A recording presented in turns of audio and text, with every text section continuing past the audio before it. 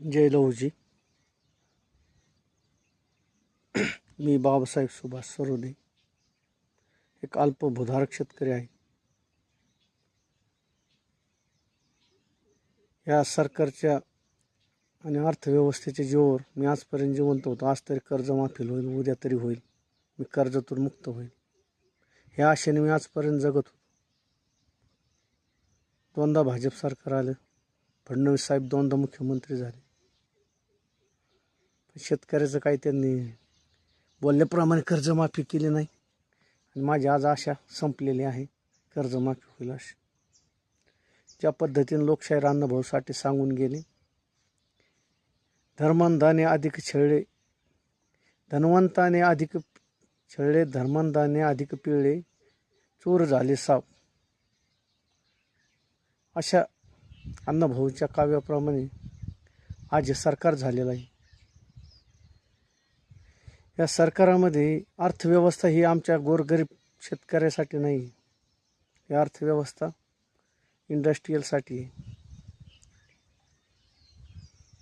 आमच्या शेतकऱ्यासाठी या बजेटमध्ये, फडणवीस साहेबांच्या सरकारमध्ये, अजितदादाच्या सरकारमध्ये आमच्यासाठी काहीच नाही. म्हणून मला ही आज आत्महत्या करायची वेळ येत आहे. योग्य वेळी मला जर मदत झाली असती सरकारकडून तर मी नक्कीच माझं आयुष्य जगलो असतो पुढं. परंतु आज मी आत्मविश्वास संपलेला आहे आणि मी कर्जबाजारी शेतकरी म्हणून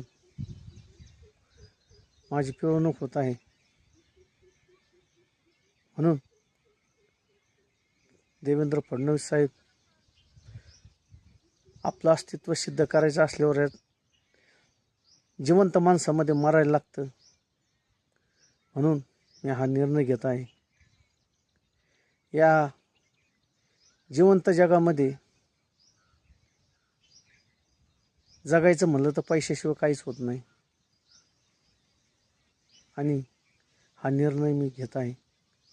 माझी एकच अपेक्षा आहे, जिवंतपणी जरी नाही काही मदत झाली मला, तर मेल्यावर तरी माझ्या कुटुंबियाला, माझे कोणी कर्जबाजार शेतकरी असतील त्यांना मदत व्हावी अशी मी कळकळीची विनंती करतो.